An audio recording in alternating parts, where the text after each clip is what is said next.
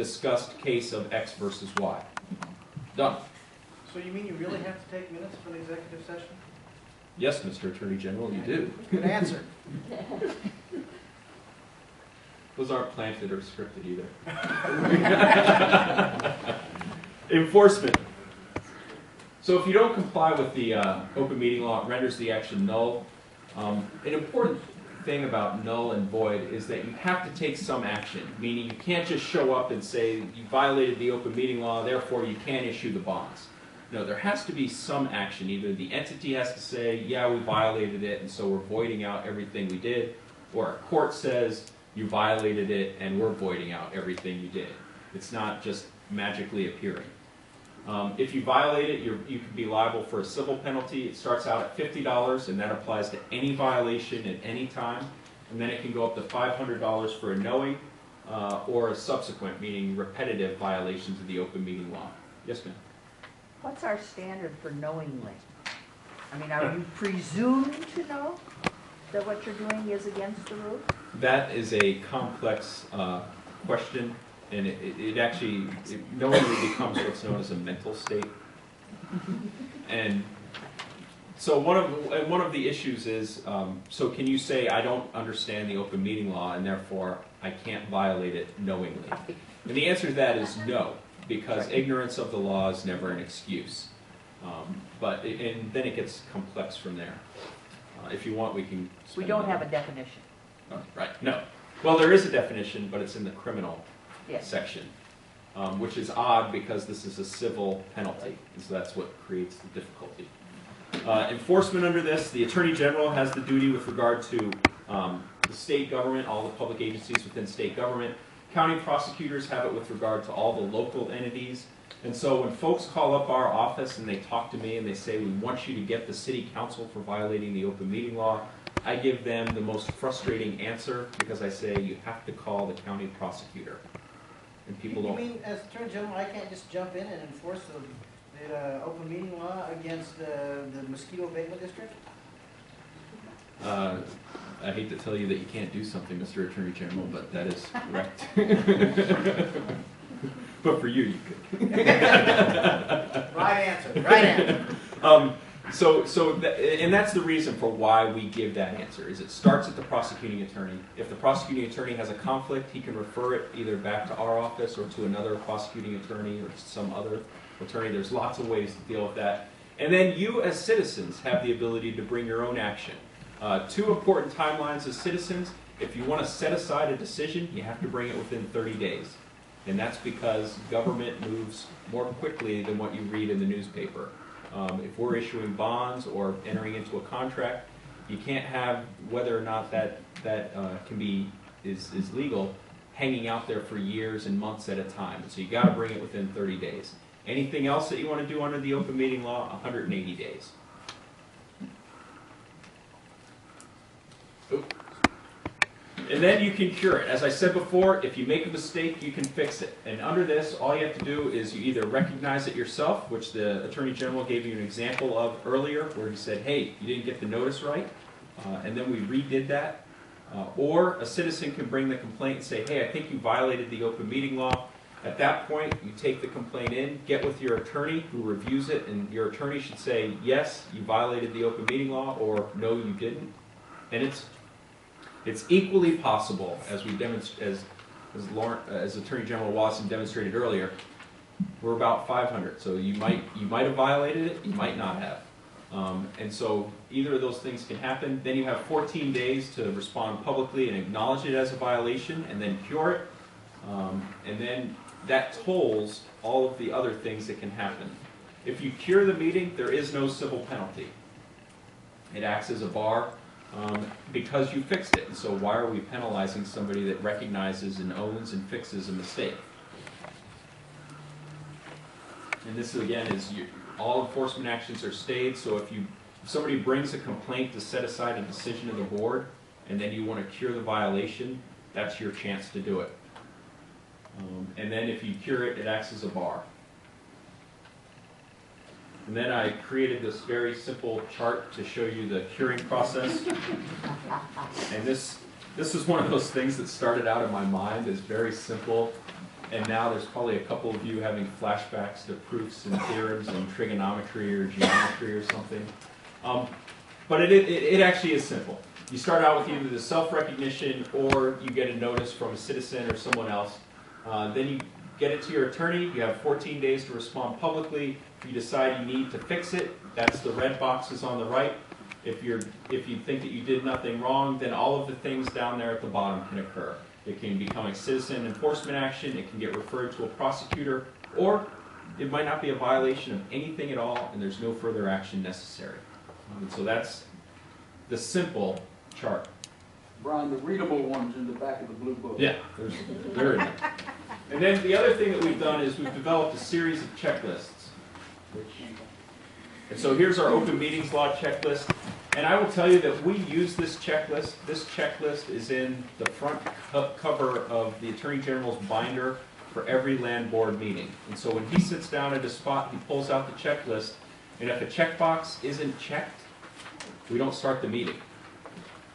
It's just a good benchmark. Special meetings, another checklist. And then we've got one for executive sessions, kind of help you through that. We have a sample form for an executive session motion and order to walk you through that process. And then there is a sample form for a motion and order to amend the agenda. And these are all to help you not overlook some mechanical step. It just makes it a little bit easier for you to get through each of those steps. And if I wanted to get a copy of those forms, could I do that some way? You can. They're in all of your manuals. They are online at the Attorney General's excellent website. I think it's the best one in the nation. Good answer. But yeah, you can download those, and one of the best things to do is print it out and then make a bunch of copies of it and put it to use. They don't do any good sitting on the internet. Any questions? Yes, ma'am. You spend some time talking about amending the agenda to add something. What about amending the agenda to delete something? In other words, you've got a controversial issue on the agenda, and you look out and there's 42 people, and they're all unhappy about whatever this is. The zoning commission and a zone change. You can do it, same process though. You have to have a good faith reason. I don't know that a good faith reason is that the audience has pitchforks. But a good faith reason is it has snowed, 14 inches since 3 o'clock this afternoon and half the people can't get here, so we're not going to discuss it tonight. This is Idaho. That happens a lot. Does that happen often? Do you give any complaints about that? I came all the way here to talk about whatever it is. Probably, that probably falls into once or twice a year we get that complaint. Good. Yes, sir. So people use email all the time now. Yes. Towards you. So does email ever bleed into where it's a really deliberation in a meeting? That was the whole section that I cautioned you on the reply to all and sending emails and texts. Any form of electronic communication back and forth can result in a deliberation. You also have to be aware of the fact that if you start out and you talk to one council member about an issue and then another council member about an issue, and you wind up creating a quorum based on your office-to-office talking, you can create what's known as a serial meeting. And that's a violation as well. And so you have to be really careful there. Yes, sir, in the back. If they're not talking to one another, but passing information on to the public at the meeting itself, that's not a deliberation? That is a deliberate. That's exactly how it's supposed to occur. You go to the open meeting, you tell the public, your thoughts on whatever the matter is, and that's the open meeting law at its best. Yes, sir. What's the process for knowing whether there are open meetings or executive meetings taking place with a particular state agency? Is there a mailing list, or is it just posted on the door, or can you request to be on a mailing list so that you know what's going on? So, under the open meeting law, if the press requests to be on a mailing list, then they can be notified of the meetings. And some agencies have taken that a step further and said, you know what, if you're in the public and you want that notice, we'll just throw you on the list, because mechanically now it's very easy just to add an address. But it's not a 100% requirement. I will tell you that from a customer service standpoint, I think it's a good idea to just put folks like that on the list and send a notice out. Is there any sort of recourse if you're not put on the list and the agency is having meetings? Probably not. I mean, that one I would just keep complaining and say, hey, why can't I get notice of when you're having a meeting? And that's just special meetings where they have to, Right. where they're required. Where they're required to, right. Don't all our state agencies now have websites that list A lot of them do. calendar? And so I don't want to say all, because I know as soon as I say all, there'll be An one exception, out there okay. that's not doing Because I it. think every state agency, when I've checked, they've said, the first Tuesday of the month that such They and do. so place. I think somebody did a study in the state of Idaho now, between its agencies, has somewhere in the neighborhood of 365 websites. So it's out there somewhere, probably. Yes? A question about obligation of board members. Let's say that a board goes into an executive session for a particular reason, and then they wander, or in the middle of the board meeting, a board member discovers, we shouldn't have gone into executive session for this. What is the obligation of that board member, and how do they cure it, especially if the rest of the board doesn't want to? So you've actually asked probably 3 questions in there. And this is the- a real scenario, unfortunately. True. The first question is, you can't change the subject in an executive session from what you're in the executive session for. You cannot even change the subject in the executive session to another executive session topic if it wasn't on the agenda. And so what you need to do is you need to make sure you're disciplined within that meeting to make sure you stay on topic. And one of the best ways to stay disciplined is to keep your executive session as short as possible. Nothing Because- wrong with being short. Time-wise. Because, again, you're putting yourself in what I call a temptation situation. The longer that you go, the more likely it is that you will wander from the topic. If you do wander from the topic, the best thing to do is to immediately stop the executive session, go back into open session, and say, we started to talk about this topic, realized we were in executive session, now we're in open session. Fix it right there. But my question is, what does that one board member do who recognizes it and the rest of the board does not want to? Go on the record. Yeah, you can go on the record and say it when you come back into the meeting. I mean, that's the best way to say it, to handle it. The other thing you may want to do is talk to your attorney. Every entity should have an attorney. I know that there are a lot of people that call us and say, well, we don't want to pay for an attorney. The attorney is worth the investment. Trust me that the attorney is worth the investment.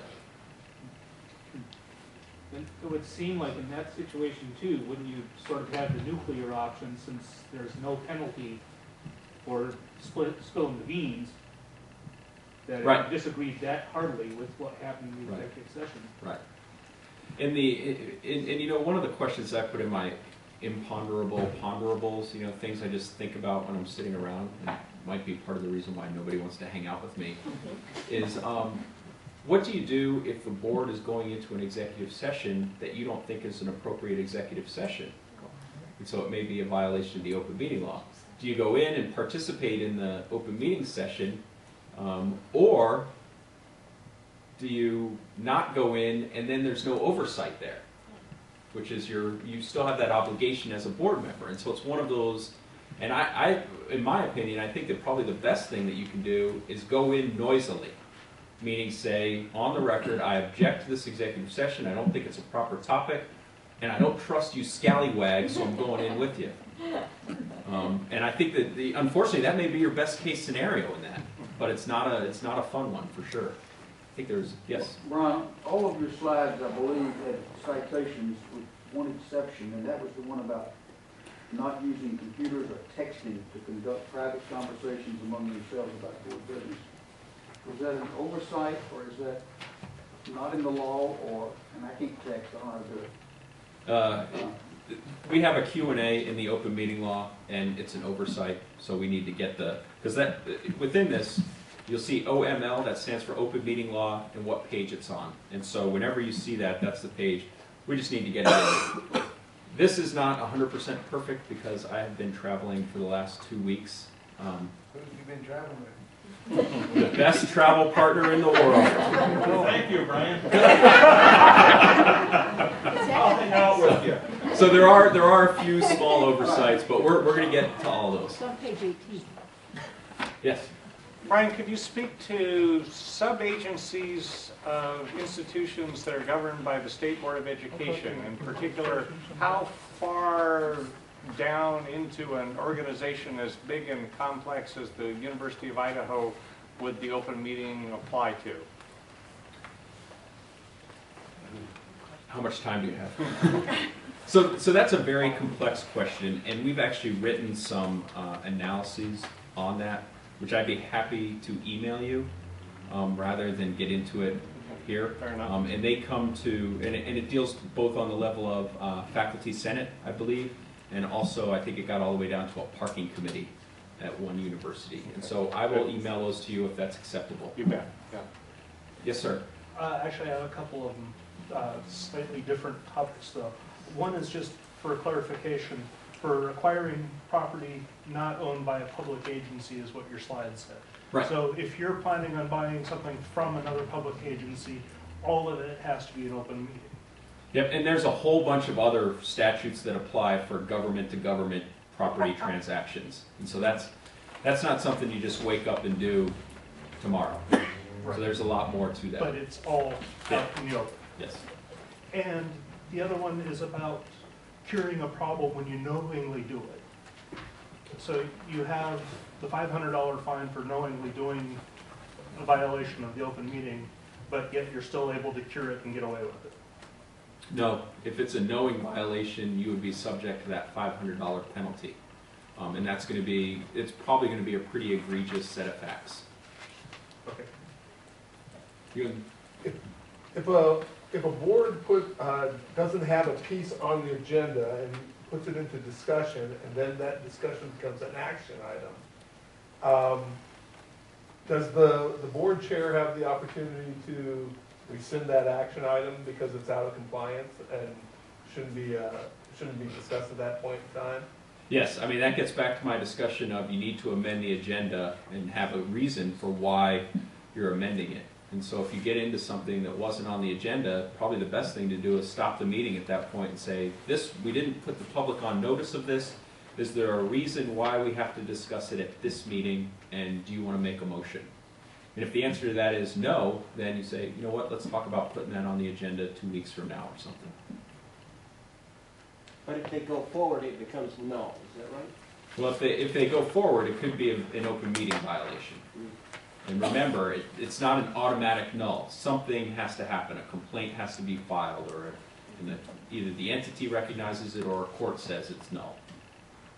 I'm sorry, on the same line, on the same piece, if it is recognized by the board and they try to rectify it, yet they're split at that point, does the board chair, can he take responsibility of that and take that off? Well, see, now you're getting into that's not really an open meeting law question. That's a mechanics. That's a parliamentary procedure question. Okay. And so, and believe it or not, the answer is different depending on which rules you're using. Okay. Yes, ma'am. Considering that we exist in an area where we have a lot of interstate, we have entities, I'm thinking of Alternatives to Violence, which deals with both Washington and Idaho.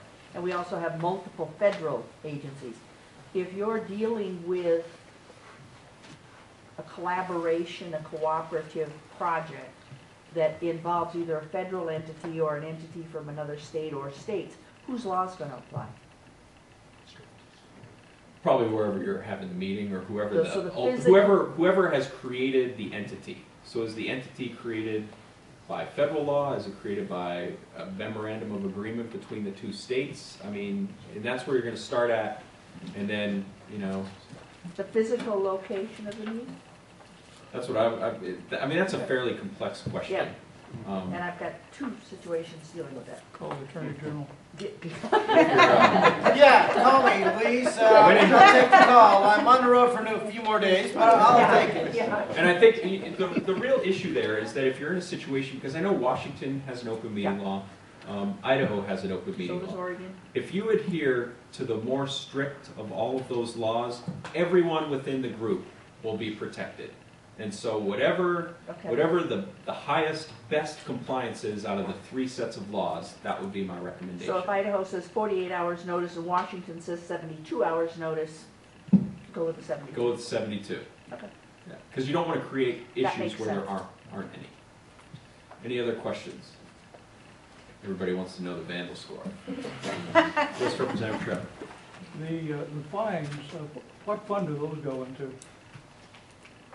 $50, $500? I don't know either. Attorney General's petty cash. Ain't happening there. Is that an executive session? I think they go to the court. They do too. Yeah, I think they just go to the court. Yeah, it's a civil penalty.